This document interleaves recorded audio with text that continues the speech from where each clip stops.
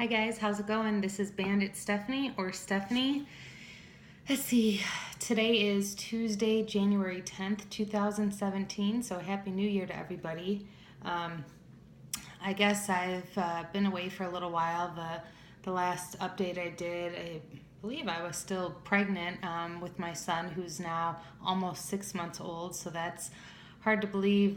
Time goes by really fast, but a lot has happened since then, and I think I mentioned in my last video that I had some news in the works, and I'd come back when I had more of an update. Well, I apologize for not doing that, but I'll just kind of go from the top. I will say that I'm no longer BanditStephanie anymore. I no longer have a lap band. I was revised last year to RNY, so I'll kind of start from the top here.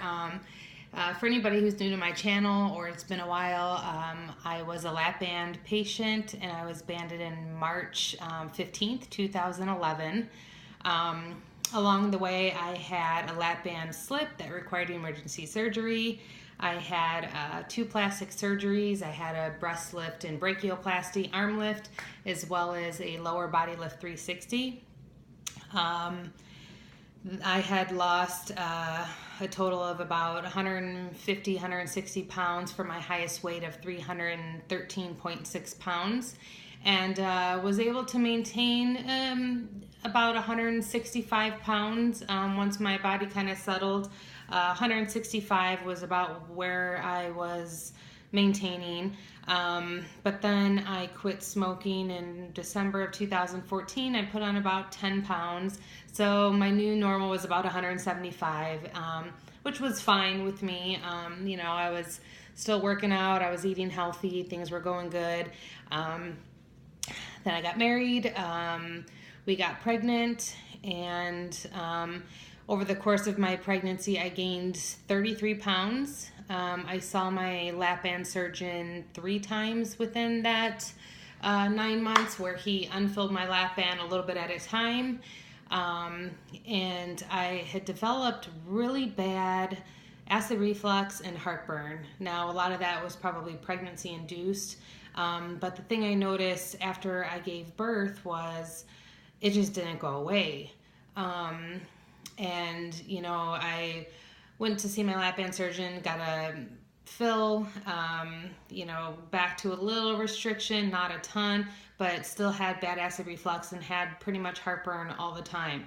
So to me, it was kind of like, all right, there's a lot of revisions going on. Like, how long is this lap band going to last me? Did the pregnancy kind of mess up everything inside? And, what was going on? And so I went and saw my lap band surgeon and, kind of told him what was up. And he had said, the writing's probably on the wall. It had, been almost 6 years of having a lap band. And so we did a barium swallow, and he had, discovered the really bad acid reflux, or GERD, and pouch dilation. He then did an EGD and noticed that my pouch was dilated. My esophagus was quite inflamed, and my lap band had slipped some. So it was, probably on its way to slipping like it did back in 2012 when I had emergency surgery, when I couldn't even keep water down. So he also said, which was interesting, during my EGD, which was at like noon, I still had some food in the upper part of my stomach, so in my pouch from the day before at like 4 o'clock in the afternoon. So it was kind of gross, and that probably explains the acid reflux that I had that night. But long story short, he had recommended a revision to RNY, gastric bypass. This is also the surgery he recommended that I get 6 years ago when I went to see him, and I insisted on the lap band. It was the least invasive. Anything else seemed scarier, and just, I didn't want to do it. So we talked, about the sleeve versus the RNY, and in his experience, if you have acid reflux and heartburn as a lap band patient, you probably don't want to revise the sleeve because that could make it worse. He also mentioned that when trying to create that stomach for the sleeve, the small banana-shaped stomach, it's harder to do when you have a lap band already on that stomach with the scar tissue, and then trying to create that smaller stomach where with the RNY, it's a lot easier to create that pouch as the lap band almost kind of guides you. So long story short, we decided to submit the information to insurance. Obviously, I didn't think I would get it approved. My BMI was a 30. I was 175 pounds. I had lost all my pregnancy weight. So to my surprise, he had wrote a personal letter to my insurance company, and they approved it right away, which was kind of crazy and not anything I had expected to happen. My husband and I had actually talked about being self-pay, and actually, discussed seriously that if insurance didn't approve this revision, it's important enough to me, and I feel that I need a tool enough that, we probably would have paid out of pocket for the revision just to, relieve my issues with the lap band and be able to do the revision on my time and not in an emergency situation. So I was pretty excited, pretty nervous. We had scheduled the RNY revision for December 21st, 2016. So it worked out nice because I had already met my max deductible for, my insurance since I gave birth in July of last year. So, had everything scheduled. And I was going to say something and I totally forgot. But okay, so RNY revision surgery was scheduled the 21st. Was pretty quite nervous. I had some issues during one of my plastic surgeries where I aspirated, which caused the aspirated pneumonia, which was pretty miserable. It was the surgery where I had my breast done, so like the pressure on my chest was just unbearable, and obviously that can be a very scary situation. So I was very scared to have that happen again. So my lap band surgeon unfilled my lap band completely before about 4 days, maybe 6 days before the surgery. And my surgeon, I live in Michigan. So my surgeon is Dr. Matthew J. Weiner. I think a lot of you guys have actually read his book or are familiar with his book, A Pound of Cure. I can't say enough great things about him. He's just been the best, and I couldn't have been more comfortable walking through, these last 6 years with somebody on my side as much as he has been. So I'm very, very thankful for that, especially, having a little baby and having this revision surgery. It's a scary thing. So December 21st, scheduled for the RNY revision. Got there in the morning, had an IV, had some happy meds. What was supposed to be a 2 to 3 hour procedure was over 4.5 hours. When I woke up, my throat was just on fire, and they had said that they had some issues with the intubation, the breathing tube down my throat. Apparently, the anesthesiologist said that my anatomy is not normal, so I guess I kind of looked at him a little differently, and then I thought to myself, well, story of my life, right? I'm not normal in anything, and I have had so many issues that it's like, okay, it's another one, just tell me the details, what happened. So I guess there's a lot of tissue between by my vocal cords, so they had thought they had the tube down there, and they didn't. As he put the tape on, thought everything was good to go, started checking my vitals and saw, okay, we don't have it in the right spot. So they're now blowing all that stuff down into my stomach, which enlarged my intestines. So my surgeon gets in there. I believe they were doing, an EGD as well. And,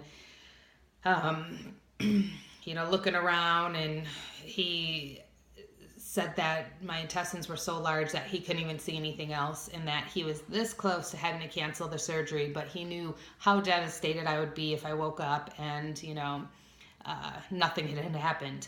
So they spent over an hour getting the breathing tube in the correct spot. I don't know how many times I had to take it out and put it back in, but looking at the back of my throat, I'm going to guess lots. So I guess my surgeon had to do a colonoscopy to try to displace the gas that was, enlarging my intestines. And so he had to try to move some stuff around so he could see what he was doing, in there laparoscopically around the stomach. So long story short, 2 to 3 hour supposed surgery was now 4.5 hours, but I woke up, no lap band, was converted to the RNY. So other than that, things were pretty good. I had that one JP drain in my abdomen. I was familiar with those from my plastic surgeries. So I actually got that removed the next day after surgery. And I was able to go home after one night. So it actually was not too bad. I was up walking around. I had some nausea. And of course, I wasn't really hungry. And, my incisions were a little tender. But I was back home after a night to recover, and, had my liquid Loratab, which was the best. But took a while for my throat to kind of calm down after, all the breathing tube issues. And other than that, it's a strange feeling to have a different tool. I'm used to, with the lap band, you take a bite and you pretty much know right away, is it going to go down? Are you going to have issues with it? With the RNY, I can pretty much eat, and I've unfortunately been eating a little bit faster than I should and probably not chewing my food. And so the after effects happen 15 minutes later when I get, a horrible stomach ache. So it's kind of even though I'm a, seasoned vet with weight loss surgery, it's still a new tool. So it's something that I have to learn and, take my time and go slow with. I think I may be having a little bit of lactose intolerance at the moment. Makes me not feel so good. I've heard it's anywhere from temporary to permanent, so who really knows? But, the theory is kind of try something. If it doesn't work, hold off, then try it again in the future. So, I've been trying to stay away from lactose. I also don't know if I do or don't have the dumping syndrome. I haven't tried to test that yet with any, sweets or fried foods or anything. So not sure yet on that. But at any rate, it's amazing to have this lap band gone. My acid reflux and heartburn was gone instantly. I woke up and it was gone. And haven't had it since. So that's been one of the best benefits for sure. But other than that, so I'm BanditStephanie now. I was a band to bypass revision. Tomorrow I'll be 3 weeks out. I had started at 175 pounds the morning of my revision. I'm now 165 pounds, so I've lost about 10 pounds. I think it's hard to say what I will lose with this surgery.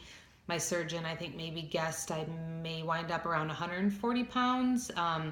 I may not lose that much. Who really knows? I guess the weight loss aspect isn't as much important to me as, getting the lap band out and preventing any further issues with it and the discomfort and, daily struggles I had with it. So that was by far the biggest perk. But, the weight loss obviously is an added perk. I would love to be 145 pounds. I'm 5'4", so that for me is a normal BMI. So we'll see if I get there or not. But I'm going on 14 minutes here, and I had come on to make a quick update video. So maybe I'll end it here, and I'll do a follow-up soon. But other than that, I have almost a 6-month-old little baby boy. I've posted some pictures on Facebook. I probably will not put them on any videos, but I'll post maybe a couple more pictures on Facebook for you guys to see him. It's life-changing, but it's the best thing ever. My husband and I are running wild with busyness, with both working full time and having a little baby and meal prepping and grocery shopping and this and that, but I wouldn't change any of it. So it's a lot of fun.